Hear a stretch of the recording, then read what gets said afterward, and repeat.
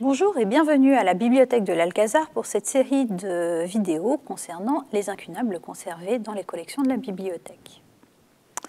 Aujourd'hui, nous allons voir les incunables parisiens, les tout premiers livres imprimés à Paris dans les années 1470 et suivantes, et comment les presses se sont installées dans notre capitale.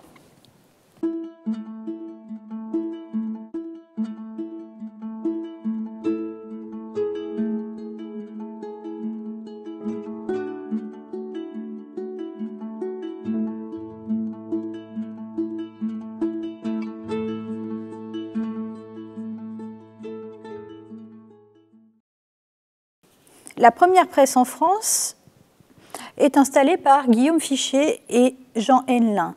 Jean Henlin était originaire de Stein, ville située dans le diocèse de Spire, en Rhénanie.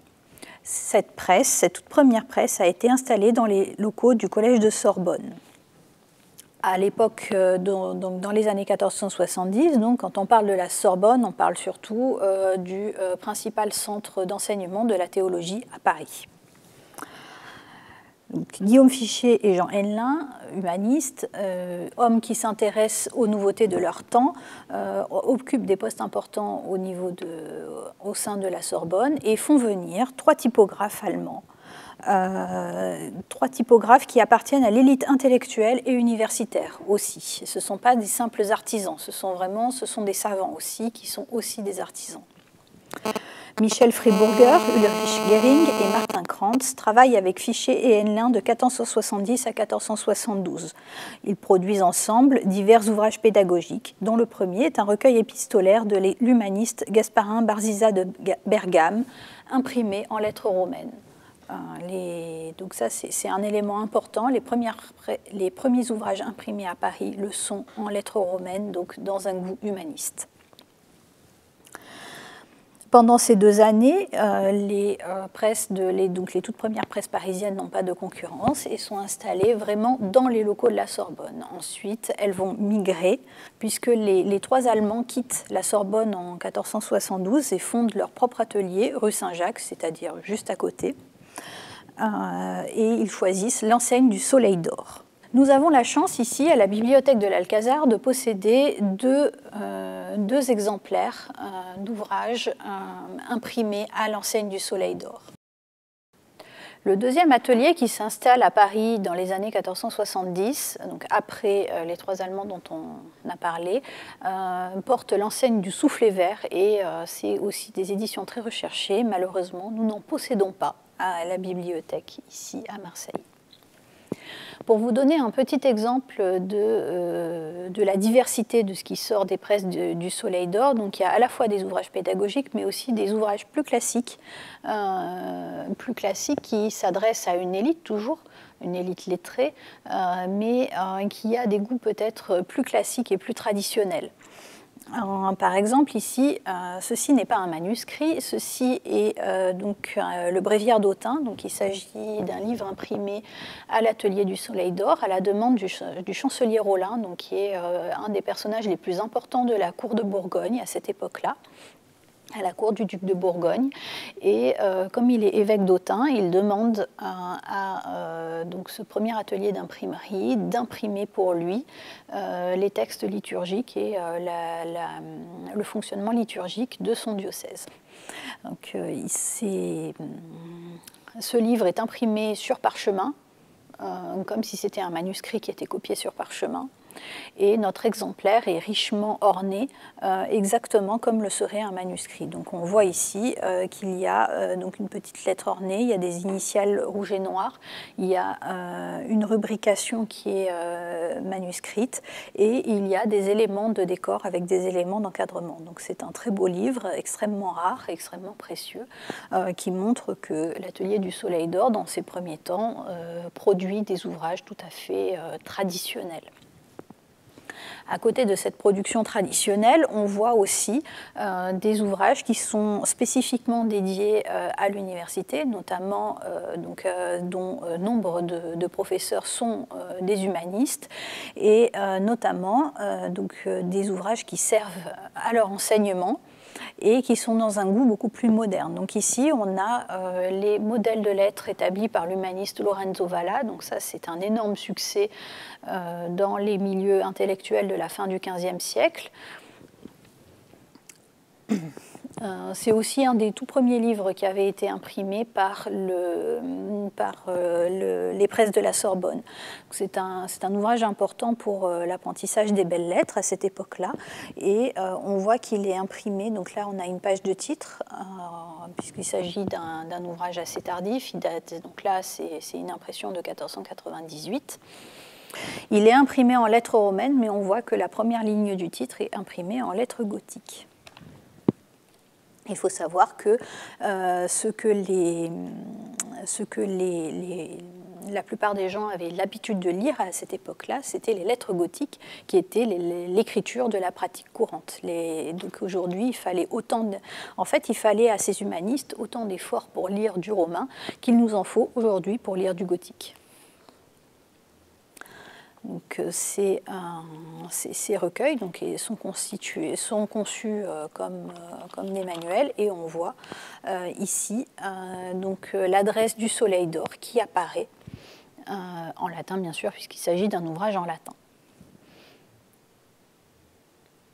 Donc, le Bréviaire d'Autun, comme je vous le disais, est un ouvrage assez volumineux et qui est soigneusement orné du début à la fin.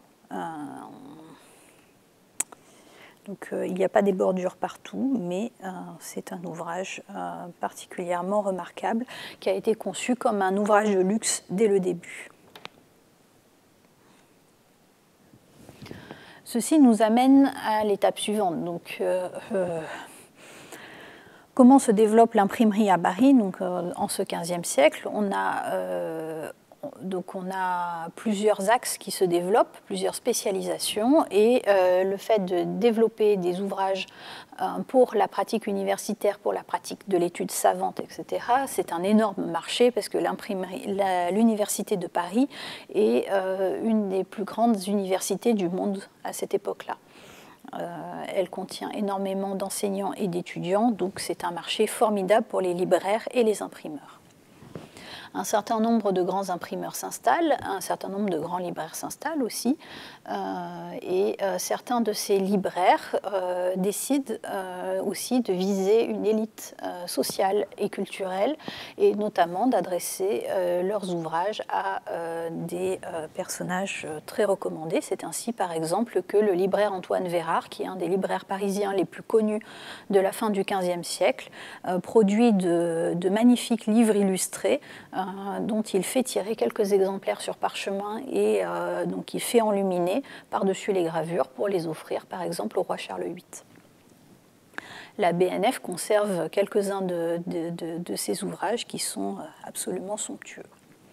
Dans un autre style, donc on a le libraire Jean Petit, qui est un des plus riches libraires de Paris et qui s'attache à diffuser et à faire imprimer à peu près tout ce qui peut avoir de succès et tout ce qui peut être rentable. À cette époque-là, il est particulièrement connu pour sa marque avec le lion et le léopard qui encadrent un écusson portant ses initiales.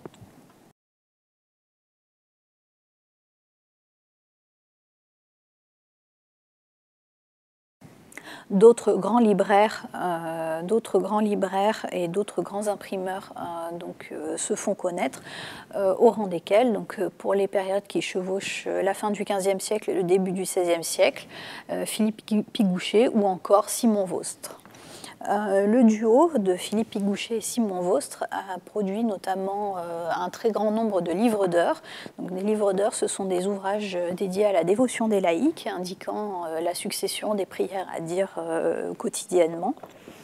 Et donc nous avons la chance de conserver à la Bibliothèque de Marseille ce somptueux livre d'heures imprimé par Philippe Pigouchet pour Simon Vostre. Donc on voit ici la marque de Philippe Pigouchet. Donc c'est une impression sur parchemin qui est très illustrée, très riche. Donc là il s'agit d'un poste incunable, ce n'est pas un incunable, donc il a été imprimé après l'année 1501. Donc on voit que les gravures qui sont magnifiques n'ont pas été rehaussées de couleur. En revanche, les lettres ont été décorées à l'or sur fond bleu ou rouge. Et on voit la finesse des gravures. Il s'agit vraiment d'un ouvrage de luxe dédié à une clientèle qui n'a rien à envier à celle qui commandait de très beaux manuscrits auprès des mêmes libraires d'ailleurs parfois.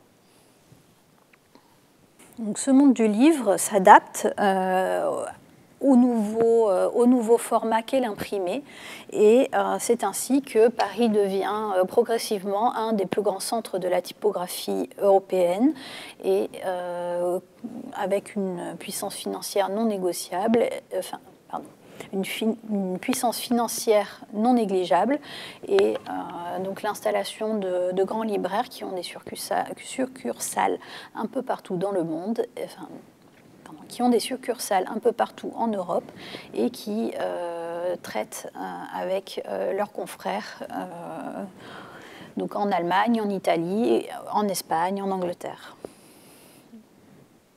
La prochaine vidéo sera consacrée au début de l'imprimerie à Lyon.